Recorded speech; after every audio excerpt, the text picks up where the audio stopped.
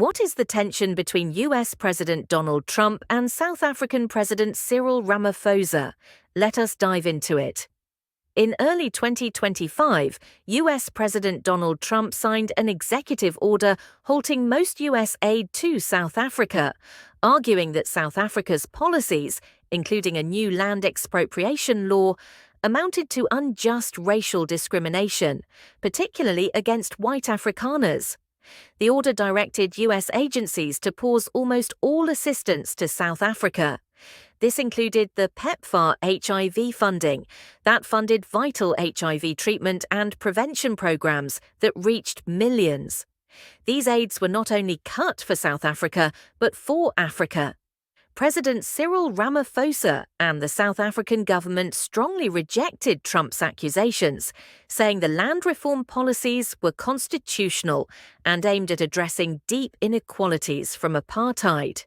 Trump also framed the cut as part of his broader foreign aid realignment, shifting focus from traditional aid to trade, and specifically accused South Africa of taking anti-US positions on issues like Israel, Palestine, and international relations.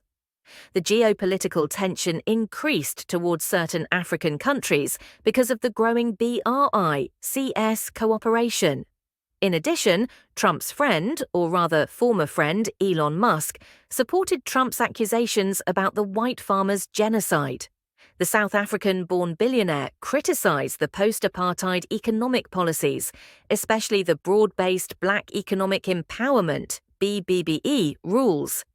These policies are designed to redress economic inequalities caused by decades of apartheid by giving historically disadvantaged groups, mainly Black South Africans, women and people with disabilities, preferential access to economic opportunities. Musk reportedly said South Africa has more anti-white laws than anti-black laws under apartheid. He can't get a license for Starlink there because I'm not black.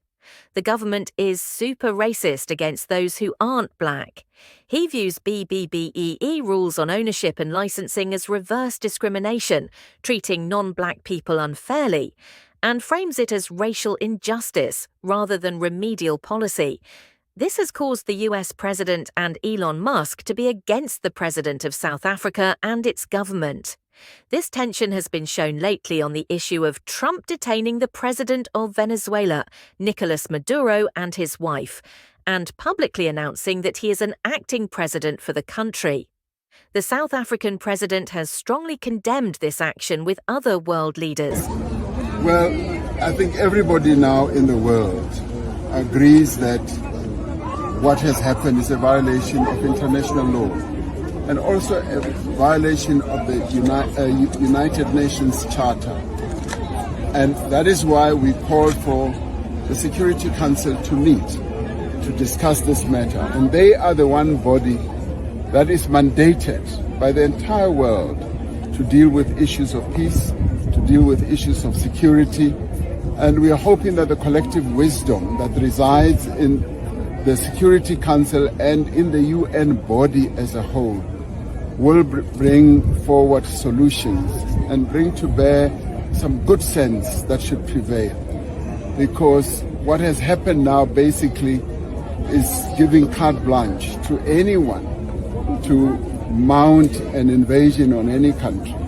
And clearly that cannot be something that we are all pleased with. The tension is anticipated to increase since South Africa is hosting a week-long multinational naval exercise called Will for Peace 2026 off the coast of Cape Town, centered around Simonstown and False Bay.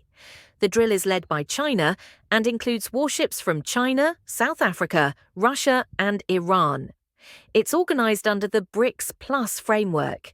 The presence of warships from Russia and Iran, both under Western sanctions, has drawn criticism internationally and domestically.